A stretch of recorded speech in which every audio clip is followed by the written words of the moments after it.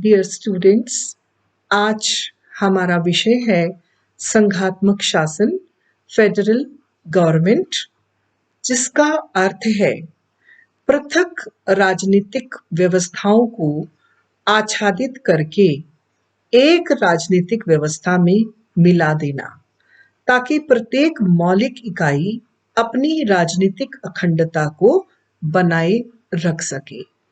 तो जब हम फेडरेशन की या संघ की बात करते हैं तो हमारा ध्यान भारत, चूंकि एक संघ है तो इसकी ओर जाता है, क्योंकि 500 से अधिक रियासतें थी जब हमें स्वतंत्रता प्राप्त हुई थी और हमारा संविधान जब बनकर तैयार हुआ तो उसके बाद सभी रियासतों को भारत के एक संघ में मिला लिया गया।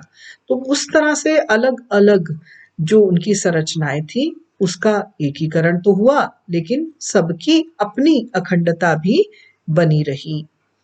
गार्नर ने इस संबंध में कहा है, संघीय शासन ऐसी व्यवस्था है जिसमें केंद्र सरकार और राज्य की सरकारों के बीच शक्तियों का बंटवारा होता है और शासनिक शक्ति की समग्रता विभाजित व वितरित होती है। मतलब संघीय शासन ऐसी व्यवस्था है जिसमें केंद्र भी है और राज्य भी है, और यानी केंद्र और उसकी इकाइयां हैं और उनको मिला के एक संघ का गठन होता है और उसमें जो उनके पास शक्तियां हैं उनके बीच में डिस्ट्रीब्यूशन होता है, वितरण होता है, ऐसा गार्नर ने कहा है। स्पष्टता यह शासन का दोहरा रूप है जिसमें केंद्र को राष्ट्रीय महत्व के विषय व इकाइयों को स्थानीय महत्व के विषय दिए जाते हैं। जो महत्वपूर्ण विषय होते हैं जैसे मुद्रा है, जैसे डाक तार है, जैसे विदेशी संबंध है, जैसे संधि समझौते हैं, वो केंद्र को दिए जाते हैं, और जो स्थानीय महत्व के विषय होते हैं वो उसकी इकाइयों को दिए जाते हैं। विभिन्न देशों में इन राज्यों को या इकाइयों को अलग अलग नाम से पुकारा जाता है। यूएस व भारत में इसे राज्य या स्टेट कहा जाता है। कनाडा में प्रांत या प्रोविंस कहा जाता है। जर्मनी में लैंड कहा जाता है और स्विट्जरलैंड में कैंटन कहा जाता है। दोनों सरकारें समान व सहयोगी होती हैं, यानी कि दोनों का लेवल, दोनों का स्तर एक जैसा होता है, दोनों एक दूसरे को कोऑपरेट करती हैं। अगर हम कहें कि जो इकाइयां हैं वो अधीनस्थ है तो ऐसा नहीं है, वो सबऑर्डिनेट नहीं है। इसमें राष्ट्रीय महत्व के विषय स्पष्ट रूप से केंद्र को दिए जाते हैं। फेडरलिज्म शब्द जो है वे लैटिन भाषा के फोइडस शब्द से बना है जिसका अर्थ होता है संधि या समझौता। संघात्मक शासन व्यवस्था के 3 महत्वपूर्ण आधार होते हैं। जो इसका सबसे पहला आधार है, देश में सर्वोच्च कानून के रूप में एक संविधान होता है और संविधान निर्धारित करता है कि केंद्र का अधिकार क्षेत्र क्या है और इकाइयों का अधिकार क्षेत्र क्या है। यानी संविधान के द्वारा ही जो है वो शक्तियां प्राप्त होती हैं कि केंद्र को क्या शक्तियां प्राप्त होंगी, उसका कितना अधिकार क्षेत्र है, वो कहाँ तक काम कर सकता है, और राज्य सरकारों के अधिकारों की क्या सीमाएं हैं, इसकी व्याख्या संविधान के द्वारा की जाती है। तो पहली महत्वपूर्ण शर्त होती है, पहली महत्वपूर्ण विशेषता होती है संघीय शासन की संविधान का होना, संविधान का होना। दूसरी विशेषता जो आवश्यक है वो है शक्तियों का वितरण, डिस्ट्रीब्यूशन ऑफ पावर्स। यानी ये स्पष्ट रूप से लिखा होना चाहिए कि केंद्र के पास क्या शक्तियां हैं और इकाइयों के पास क्या शक्तियां हैं। जैसा कि आपको पहले भी बताया कि केंद्र के पास महत्वपूर्ण शक्तियां रहती हैं, जैसे युद्ध, शांति, विदेशों से संबंधित मामले, मुद्रा, डाक तार, एटॉमिक या न्यूक्लियर एनर्जी, ये केंद्र के पास होना अनिवार्य है। स्थानीय विषयों को जो इकाइयां हैं उनको दिया जाता है, जैसे पुलिस हो गया, प्रशासन हो गया, शिक्षा, कृषि, सफाई, सिंचाई, प्रकाश व इसी प्रकार की जो विषय हैं वो इसके अंदर आते हैं।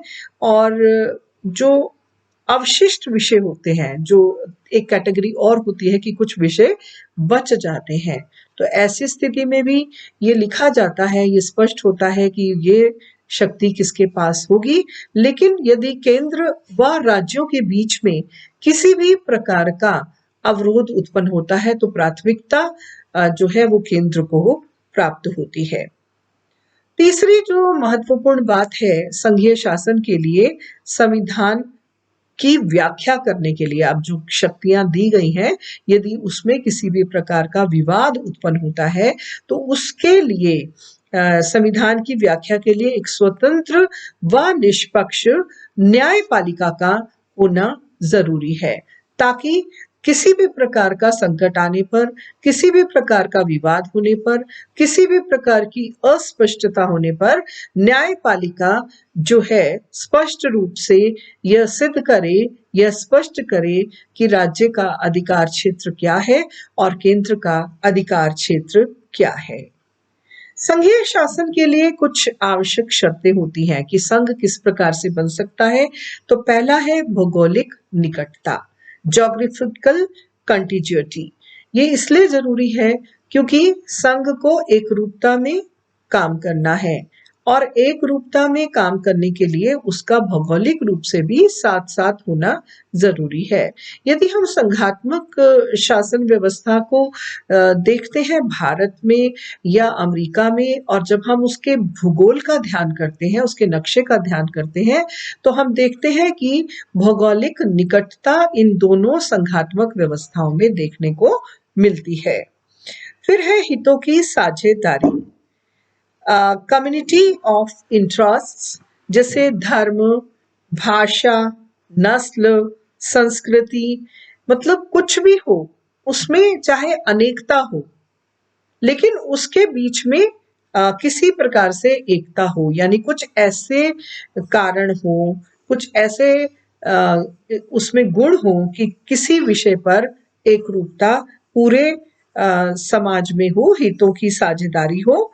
फिर है स्पष्ट असमानता का अभाव, एब्सेंस ऑफ मार्क्ड इनइक्वालिटी, कि वहां पर इस तरह की इनइक्वालिटी नहीं होनी चाहिए, इस तरह की असमानता नहीं होनी चाहिए जहां पर हित अलग हो, संस्कृति अलग हो और साथ रहना संभव ना हो। तो स्पष्ट असमानता का अभाव।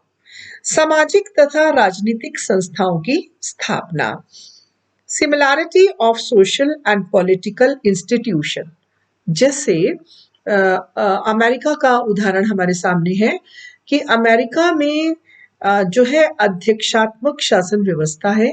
अध्यक्षात्मक शासन व्यवस्था वहां पर केंद्र में है, तो राज्यों में भी उसी प्रकार की व्यवस्था हमें देखने को मिलती है।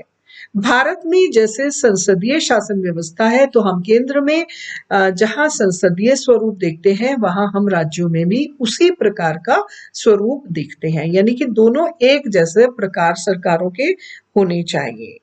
फिर सामाजिक व आर्थिक विकास, सोशियो इकोनॉमिक डेवलपमेंट, यह आवश्यक है कि सामाजिक व आर्थिक विकास के लिए लोगों का, नागरिकों का शिक्षित होना बहुत जरूरी है, क्योंकि वो शिक्षित होंगे तो वो आधुनिकता के बारे में सोच पाएंगे, विकास के बारे में सोच पाएंगे।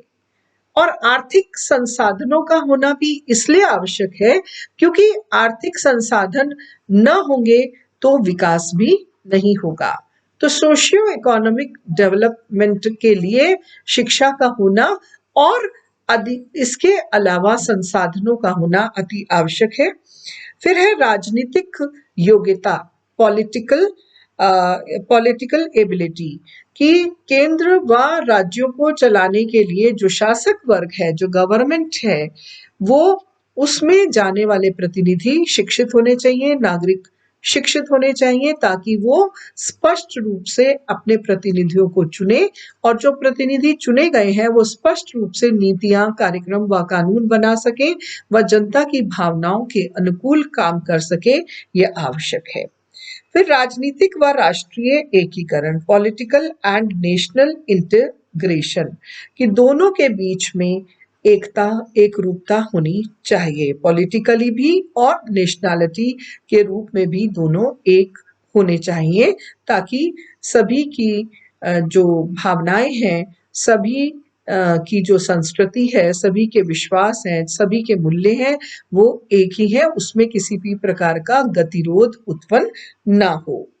केंद्र और राज्य के बीच में समन्वय होना चाहिए, coordination between the state and the centre, क्योंकि यदि उनके बीच में कोऑर्डिनेशन होगा कि वो तालमेल बिठा के काम करेंगे, तभी केंद्र की जो नीतियां हैं, केंद्र के जो कार्यक्रम हैं, वो राज्यों में भी लागू किए जा सकते हैं। और राज्यों की जो इच्छा है, राज्य जिस क्षेत्र में आगे जाना चाहते हैं, यदि उन्हें केंद्र का सहयोग चाहिए तो केंद्र को भी उस ओर उन्मुख होना चाहिए। यानी केंद्र और राज्य के बीच में किसी भी प्रकार का गतिरोध नहीं होना चाहिए, दोनों में समान रूपता होनी चाहिए। जैसे अभी आप देख रहे हैं कि भारत में जो समस्या चल रही है इस समय कोरोना वायरस को लेकर, तो केंद्र के द्वारा जो आदेश दिए जाते हैं तो राज्य भी उसको अक्षर अक्षर पालन कर रहे हैं। लेकिन बहुत सारे राज्यों में अलग अलग समस्याएं हैं, तो वो जब अपनी समस्या को केंद्र को बताते हैं तो केंद्र उनके राज्य के अनुसार उसमें परिवर्तन भी करता है, क्योंकि परिवर्तन करने से वो अपने राज्य के अनुकूल कार्यक्रम या कानून या नियम बना सकते हैं यदि उन्हें केंद्र से सहयोग मिलता है तो। इसका लास्ट जो पॉइंट है वो है केंद्रीयकरण की ओर समुचित उन्मुखता। इसमें रीजनेबल ट्रेंड टुवर्ड्स सेंट्रलाइजेशन, ये इसलिए जरूरी है क्योंकि संघ बहुत बड़ा क्षेत्र होता है और कई बार ऐसी स्थितियां, परिस्थितियां और आवश्यकताएं आती हैं कि जिसमें केंद्र को आगे बढ़कर कार्य करना होता है। तो ऐसी स्थिति में जो इकाइयां हैं, जो राज्य हैं, उनको इस बात के लिए हमेशा तत्पर रहना होता है, यदि केंद्र की ओर से उनको कुछ ऐसे निर्देश प्राप्त हो रहे हैं जो राज्यों को मानना जरूरी है, तो राज्य के अंदर ये आवश्यक गुण होना चाहिए, राज्य के अंदर ये एक विशेष क्वालिटी होनी चाहिए कि वो केंद्र की ओर उन्मुख रहे। तो अगले चैप्टर में हम देखेंगे एकात्मक शासन व्यवस्था, unitary type of government. Thank you.